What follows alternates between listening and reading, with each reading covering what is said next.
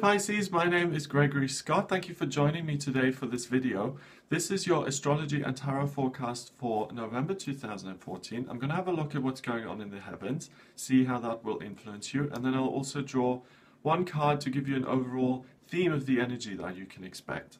So at the beginning of November, you're very much going to be focusing on travel, expanding, learning new things, educating yourself, but really discovering something new. And I would really urge you and recommend that you do that because it will heal certain parts of yourself.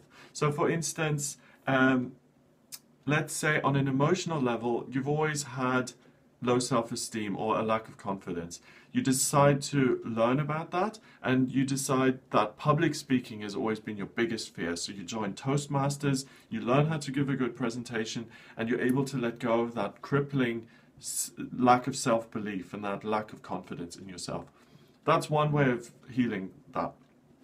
Second, if you've always felt less than other people, like you don't know enough, or other people are always smarter and bigger than you, and you go on a trip, you go to Pisa, and you go to the pyramids, and you go to Hawaii, and you go look at Machu Picchu, and you educate yourself in that, and you feel like, hey, now I've got funny stories to tell at dinner too.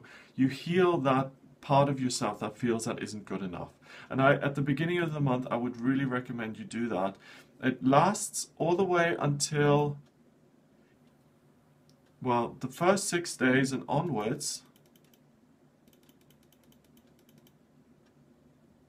Pretty much to the 20th of November. So the beginning, middle, and almost end of this month is a great time for you to travel and to rediscover those parts of yourself. Now, it's the full moon on the 6th of November, and that occurs in your third house of communication in the sign of Taurus. And this means that all of your desires to learn and expand will culminate and blossom in this practical way of delivering it to other people and to communicate it in an effective, positive, and productive way. So it's not just that you're learning for your own benefit, but you're learning for the benefit of other people and the benefit of yourself. Because, for instance, let's say you learn about Machu Picchu, you're then able to write the book that you've always wanted to write. You're able to market it, promote it, and you're able to help people, but you're also able to help yourself. So by adding value to other people's lives, you can then add value to your own life. Now, on the 9th of November, Mercury moves into Scorpio, and it moves into Scorpio in your 9th house of, again, exploration, travel. So Mercury is the planet of communication. If you're not traveling physically, I would highly recommend that you educate yourself. Those examples that I mentioned, if it's the lack of self-confidence, take a confidence class, join Toastmasters. If it's the fact that you're in a community where everyone knows about a particular part of the Bible and you don't feel like you know enough, go on a Bible study course. Do the thing that you feel is missing and is lacking. You have a huge knack to pick up information, to retain it, to be able to use it, and to incorporate it into yourself.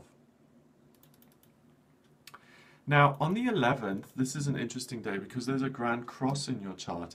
Think back to May 2014, there was a Grand Cross in the heavens that was there for a while, and that was a really powerful month. So a Grand Cross means you're pulled in 4 different directions. And this happens between the 4 areas here: Mars and Pluto in your 11th house, the Moon in your 5th house, Uranus in your 2nd, and the North Node in the 8th house.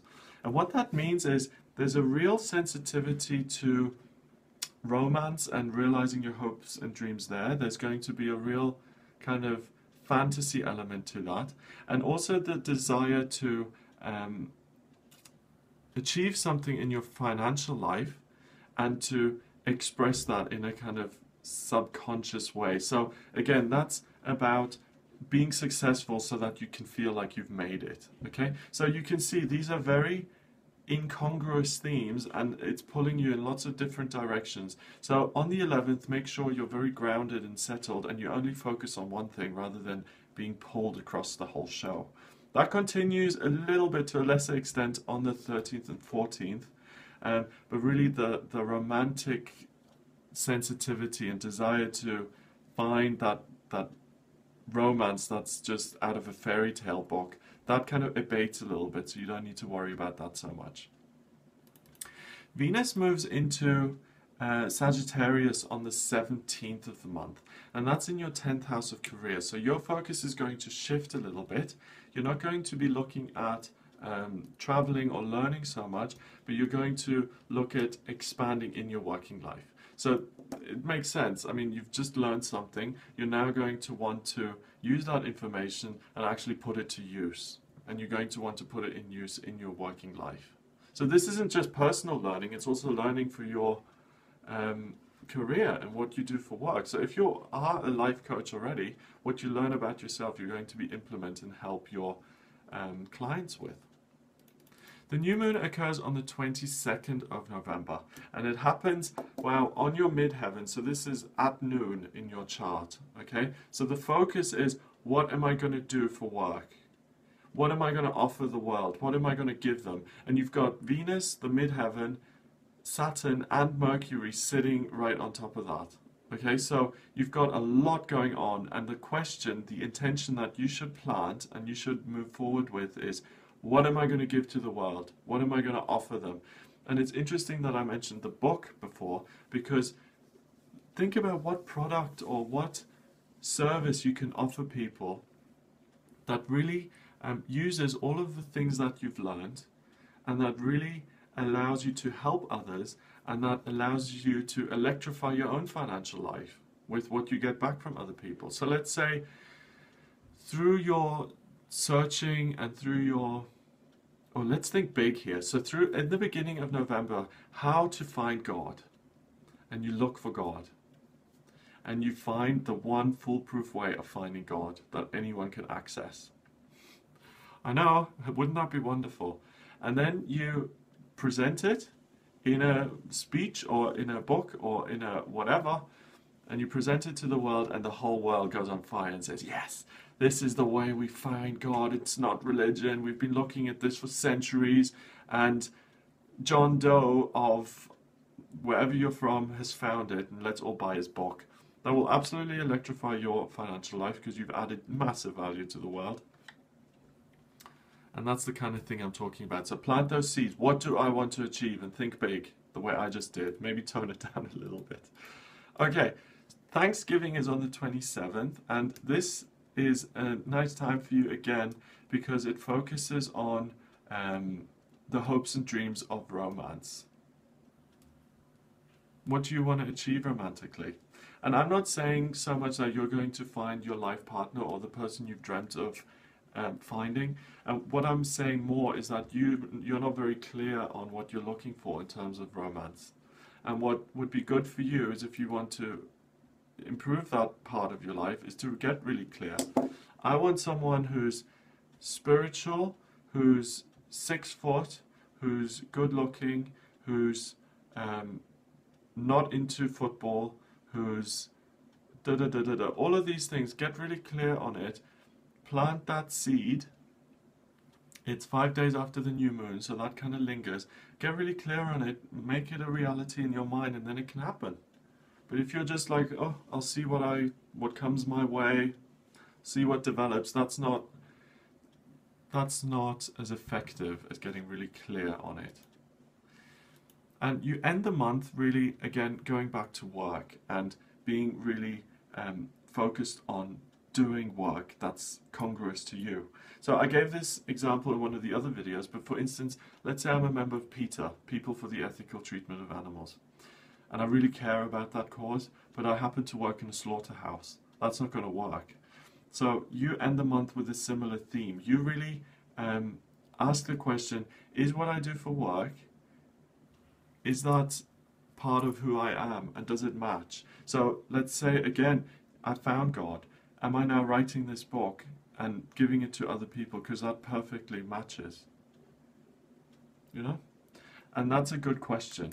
And the more those two are in sync, so for instance, the PETA member works for an animal protection charity, that's much more in sync with their beliefs, which means they're going to be much happier at work. See how close you are to that, and try and narrow that down and try and transform it so that it is closer, you can be happier in your working life and you can earn more money with it, because being on your purpose, being happier means you're financially more successful, because again, money is energy. If you add more value to the world, you get more value back, and the value usually comes in the shape of money. Let me draw a card for you to give you the overall theme for this month.